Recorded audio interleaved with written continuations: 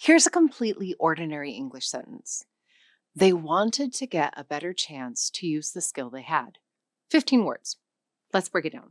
They, them, get, want, Old Norse, Vikings. Better, skill, Old English, Anglo-Saxon. Chance, use, French, Norman conquest, 1066. 3 languages, 1 sentence, 15 words. And we haven't even touched the Latin underneath the French or the Greek underneath the Latin. English is not one language. It is a pileup. 2,000 years of invasion, conquests, and empires crashing into one small island and leaving pieces of themselves behind. I have ranked the 5 languages that left the deepest mark. And the one at the top, the one that changed English more than any other, more than French, more than Latin, is not the one anyone expects. Welcome to the Airlearn Language Show.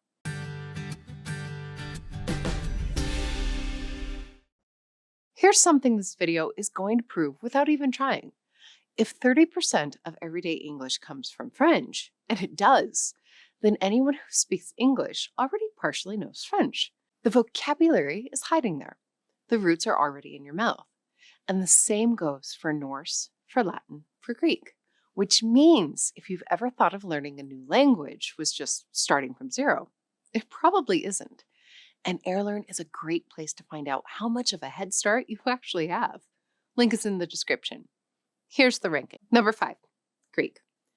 Greek never invaded England, never conquered a single English speaker. No Greek army landed on a British shore. And yet, the moment you walk into a hospital, open a science book, or use the word democracy, you are speaking Greek. Greek entered English through the back door. Through Latin, through the church, through centuries of European scholarship treating ancient Greek as the language of serious thought. Almost every scientific, medical, and academic term in English is Greek underneath. Biology, philosophy, theology, psychology, telephone, photography, catastrophe, diagnosis, skeleton, epidemic. None of these words were spoken in ancient Athens. Most of them were assembled centuries or millennia after Greece fell, built from Greek roots by scientists, doctors, and scholars who needed precise vocabulary and reached for Greek because Greek had already built the conceptual categories they needed words for. Greek never touched English directly. It colonized English through ideas. Every time a new discipline needed a name, every time a new technology needed a word, every time precision mattered more than familiarity, Greek was waiting.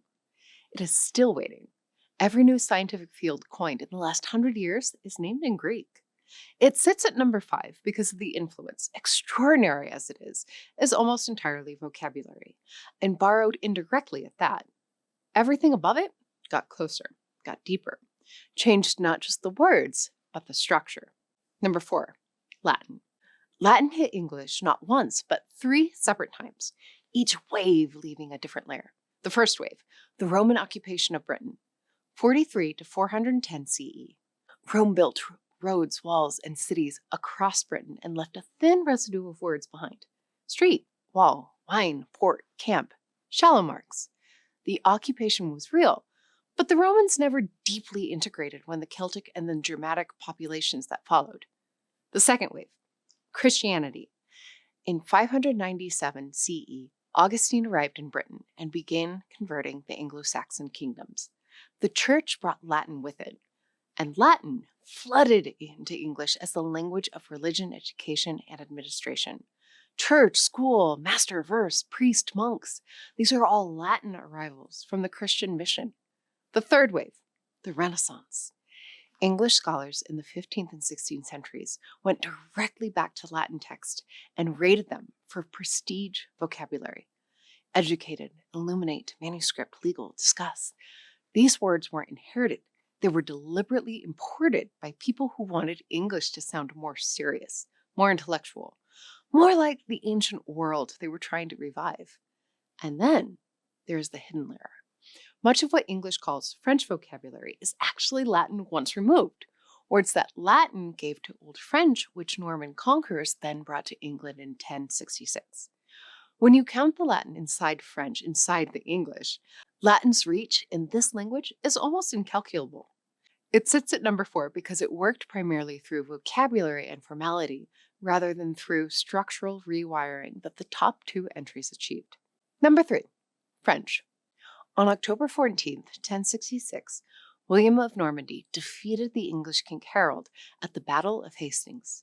Within a few years, French was the language of the English court, the aristocracy, the law, and the church administration. It stayed that way for roughly 300 years.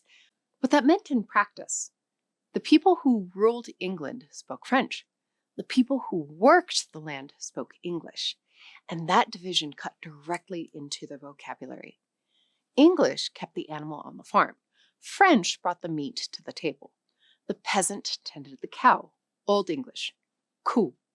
The Norman nobleman ate the beef, Old French, boeuf. The farmer raised the pig, Old English, page. The aristocrat ate the pork, Old French, porc.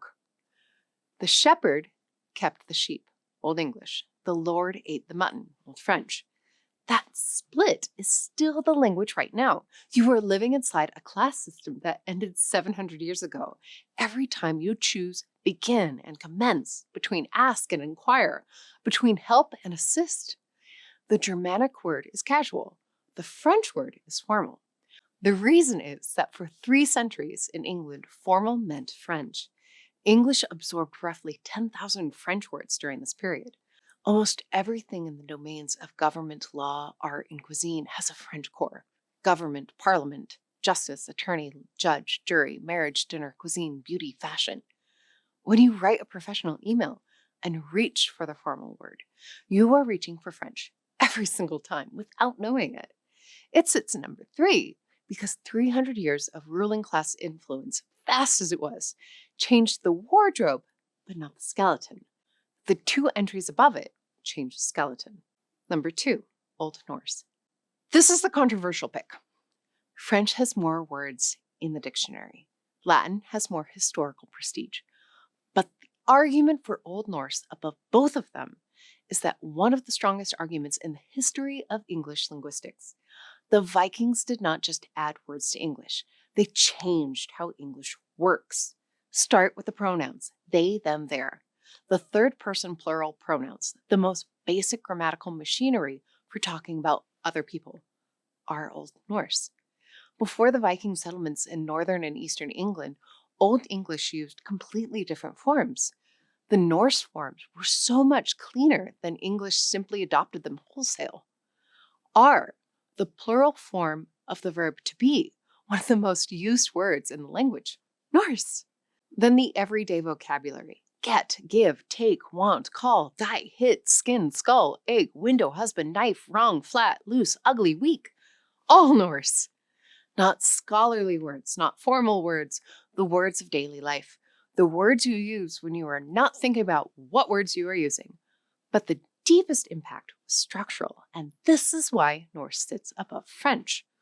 Old Norse and Old English were related languages, similar enough that speakers on both sides could roughly communicate, different enough that the grammatical endings caused constant confusion. In the mixed communities of Viking-settled England, both sides started dropping the endings to make themselves understood.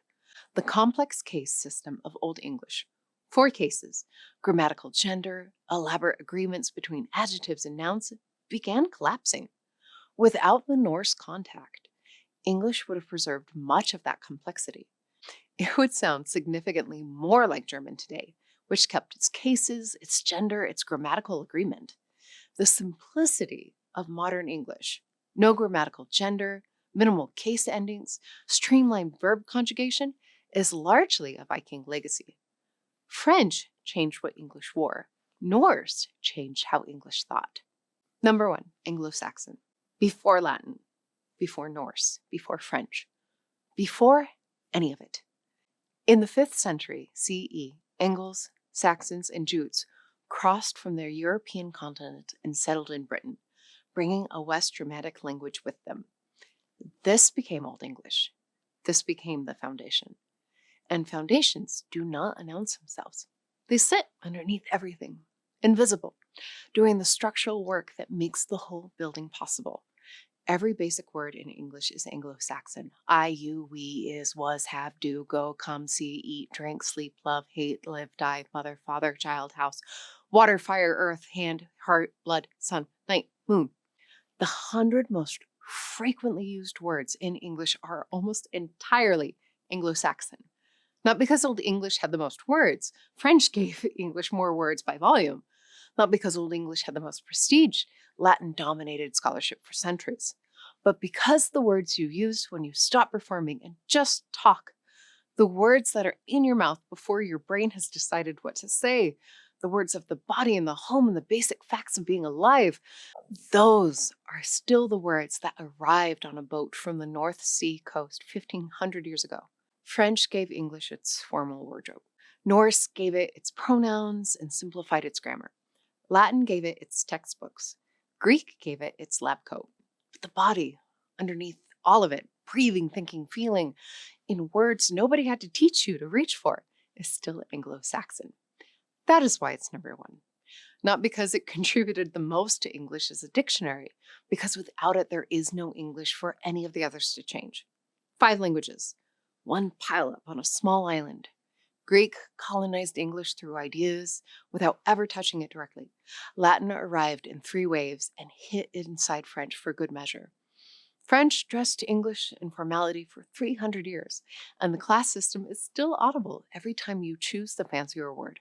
Old Norse rewired the pronouns, simplified the grammar, and made English permanently less German. And Anglo-Saxon, the foundation, the body, the words underneath all the other words.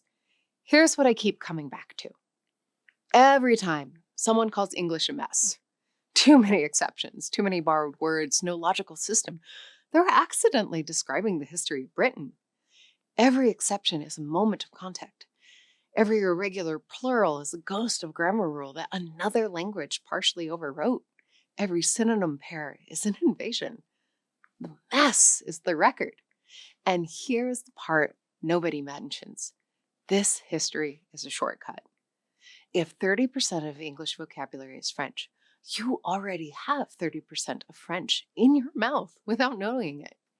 If you understand that bio means life, geo means earth, photo means light, you can decode thousands of words across a dozen languages. The history of English is not just interesting, it's useful. Airlearn is built around exactly that, not just teaching you a language in isolation, but showing you how it works and why, how the pieces connect. It's a solid place to go to after a video like this. Link is in the description. See you in the next one.